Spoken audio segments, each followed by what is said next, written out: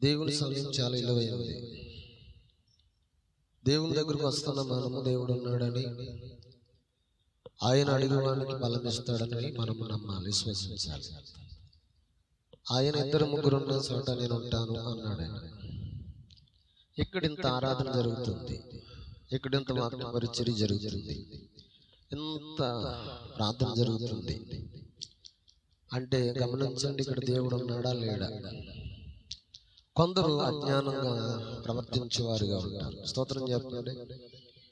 దేవుడు ప్రతి స్థలాన్ని చూస్తున్నాడు, దేవుడు ప్రతి మనిషిని కూడా చూస్తున్నాడని సామెతల గ్రంథం 16వ అధ్యాయంలో 15వ అధ్యాయంలో మనము ఆ సందర్భాన్ని చూడొచ్చు. చూడండి, సామెతల గ్రంథం 15వ అధ్యాయం 3వ వచనంలోనే ఆయన ప్రతి స్థలాన్ని చూస్తున్నాడు, ప్రతి మనిషిని కూడా చూస్తున్నాడు.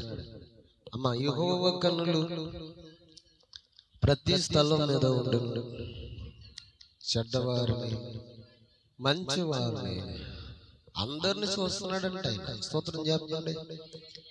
ఒకళ్ళని చూసి ఒకళ్ళని చూడుకోకుండా ఉండే దేవుడు. అమ్మా,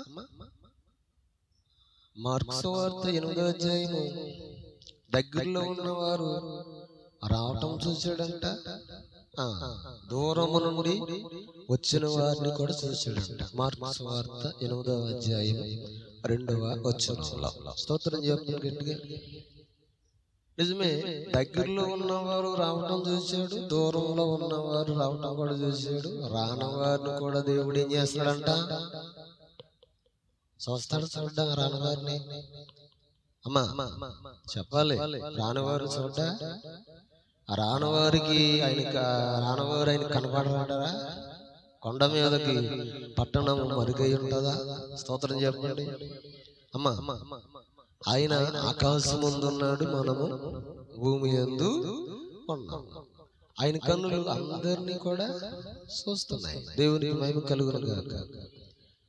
మనము చాలా మంది అనుకుంటాం, కీర్తన 14లో చూడొచ్చు, దేవుడు లేడు అనుకునే వాళ్ళు అంటారంట. స్తోత్రం చెప్పండి. ఒక మాట చూడండి, కీర్తన గ్రంథంలో దేవుడు లేడని ఎవరు అనుకుంటారు? ఆ మాటను మనం చూద్దాం.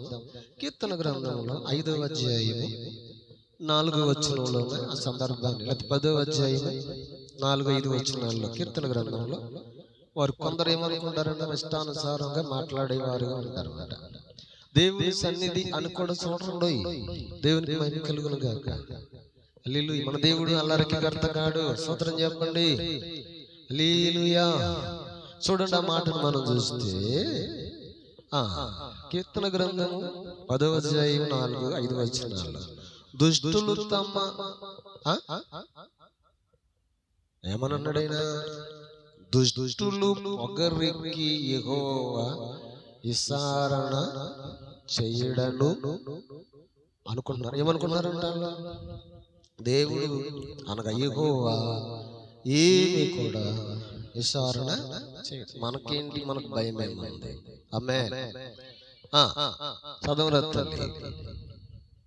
దేవుడు లేడని వారెల్లప్పుడును యోచించుదురు, వారెల్లప్పుడును భయము మానుకుని ప్రవర్తించు వారిగా ఉన్నారంట. హల్లెలూయా.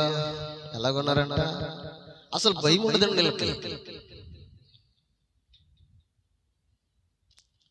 దెబ్బ తగిలినాక తెలుదు నొప్పి. హల్లెలూయా. అపాయం మంచుకు వచ్చినప్పుడు కానీ తెలుదు బాధ, శ్రమ వచ్చినప్పటికి తెలుదు. హల్లెలూయా. నిజం. అప్పుడు వరకు అంటే కళ్ళు మోసుకుపోయి ఉంటాయి, దానిని బట్టి ఇలాగ ప్రవర్తించేవారు ఉన్నారంట. హల్లెలూయా. ఆ సందర్భాన్ని మనం చూసినప్పటికీ కీర్తన గ్రంథంలోనే 5వ అధ్యాయం 4వ వచనం అన్నాడు, నీవు దుష్టత్వమును చూసి ఏం చూసి ఆనందించే దేవుడు కాదంట.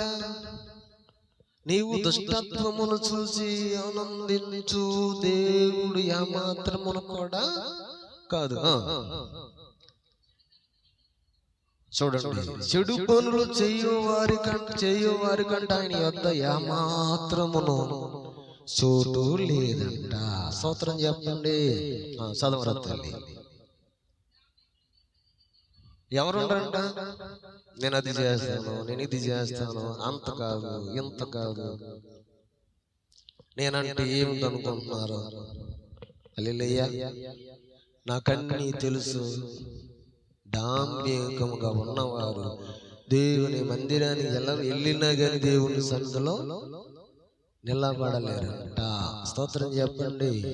అందుకే కీర్తన గ్రంథంలో 1వ అధ్యాయంలో అన్నాడు, దుష్టుల ఆలోచన చెప్పిన నడవక, పాపుల మార్గమును నిలవక, అపహాసకులు కూర్చుండు చోటున కూర్చుండక, యెహోవా ధర్మశాస్త్రమునందు ఆనందించు దివారాత్రములు ఎవరైతే దాన్ని ధ్యానించువాడిగా ఉంటాడో వాడు నీటి కాలవల వారన నాటబడిన వాడై ఆకు వాడక తన కాలమందు ఫలమిచ్చు చెట్టు వలె ఉంటాడు. ఎవరు? దుష్టు సాంగత్యము మంచి నడవడను చెరుపును అని